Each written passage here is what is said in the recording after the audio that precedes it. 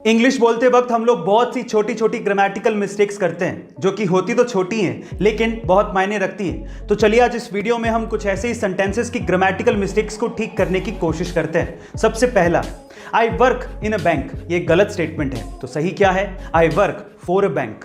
दूसरा, she is good in English, ये गलत स्टेटमेंट है। तो सही क्या है? She is good at English. तीसरा, योर हेयर आर ब्यूटीफुल, ये गलत स्टेटमेंट है। तो सही क्या है? Your hair is beautiful.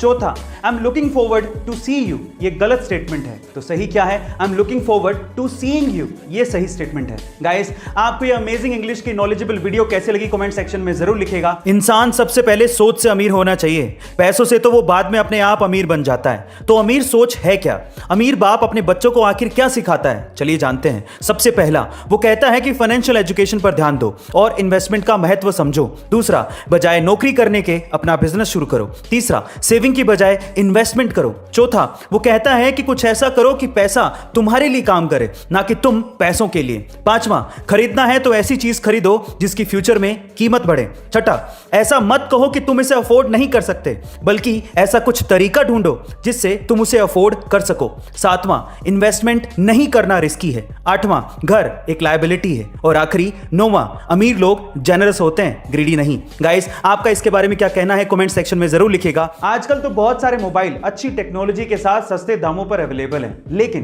क्या आप सबसे पहले मोबाइल के बारे में जानते हो? चलिए मैं आपको बताता हूं। एक्चुअली सबसे पहला मोबाइल आया था 1983 में, जिसका नाम था डायनाटेक 8000X। अब इसकी खास बात क्या थी? इसकी खास बात यह थी कि यह मोबाइल 10 घंटे में चार्ज होता था, और उससे भी बड़ी बात यह थी कि 10 घंटे चार्ज करने के बाद भी इसकी बैटरी लाइफ सिर्फ 30 मिनट की थी, यानी कि हर 30 मिनट के बाद इसे फिर से 10 घंटे के लिए चार्ज करना पड़ता था। और सबसे बड़ी बात थी इसकी कीमत। इसकी कीमत लगभग $10,000 यानी कि आज के समय के हिसाब से लगभग 7 लाख रुपए थी। Oh my God. गाइस, आपको ये फैक्ट सुन के कैसा लगा कमेंट सेक्शन में जरूर लिखेगा। और गाइस, मान लीजिए कि जिस देश में आप रहते हैं उस देश पर कोई दूसरा देश आकर या उसकी सेना आकर कब्जा कर ले तो क्या होगा? यह मंजर कितना खौफनाक होगा ये तो आप समझ ही पा रहे होंगे। और आज कुछ ऐसा ही हो रहा है अफगानिस्तान के लोगों के साथ, जहां पर तालिबान ने अपना कब्जा कर लिया है। पर सवाल यह उठता है कि अफगानिस्तान की सेना आखिर कर क्या रही थी? उन्होंने तालिबानियों को अंदर आने कैसे दिया? इस पूरे घटनाक्रम से मुझे एक बात तो समझ में आती है कि किसी देश की आंतरिक सुरक्षा के लिए उसकी आर्मी का मजबूत होना कितना ज्यादा जरूरी है। इसलिए कहता हूं कि सबसे पहले हमें अपनी देश की सेना को धन्यवाद देना चाहिए, जिसका जवान देश की सुरक्षा करने के लिए सरहदों पर सीना तान कर खड़ा हुआ है। जय हिंद की सेना।